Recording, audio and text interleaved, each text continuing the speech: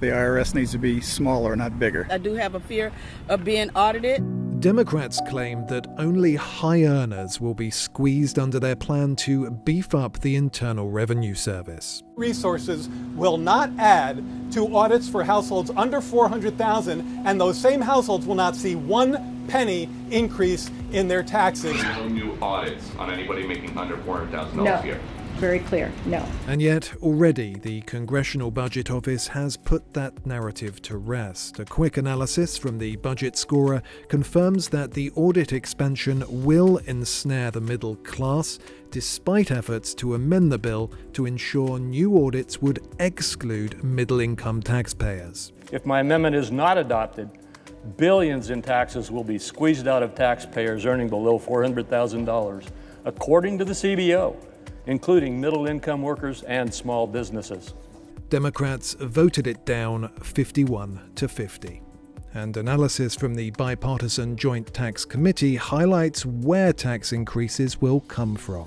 It said in the first year of these new taxes, $17 billion will be paid by people making less than $200,000 a year. And by the end of year 10 of these new taxes, let's say 1/2 to 2/3 of the entire burden of these tax increases will fall on people making less than $400,000.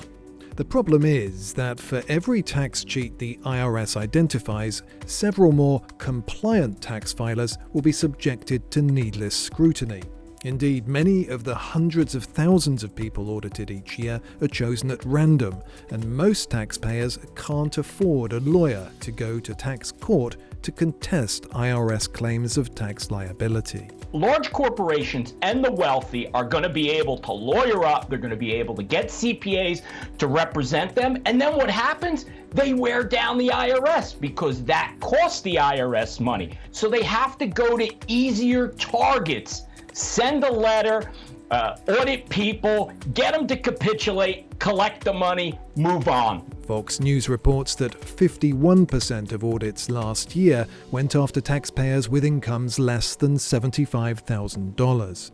And only 23% of audits were aimed at people making over $200,000, an approach Republicans believe will continue. 90% of the revenue generated from these new IRS agents will come from people making less than $200,000. Worse still, analysis by Syracuse University shows that currently the IRS audits the poor about 5 times more than everybody else, while a recent report from the National Taxpayer Advocate says the IRS currently has a paper tax return backlog of over 21 million, nearly half of which are from this year alone. At one point, we were receiving phone calls at the rate of 1,500 per second, 1,500 calls per second, and that built up such an inventory and a backlog, and we've never recovered from that. House Democrats passed the tax and spending bill that includes the supersized IRS on a party line vote last week. The motion is adopted. So good luck as the taxman cometh. Look, I'm not against having more efficiency in the IRS, but giving them $80 billion to chase people that are actually the backbone of the economy doesn't sound like good policy to me either.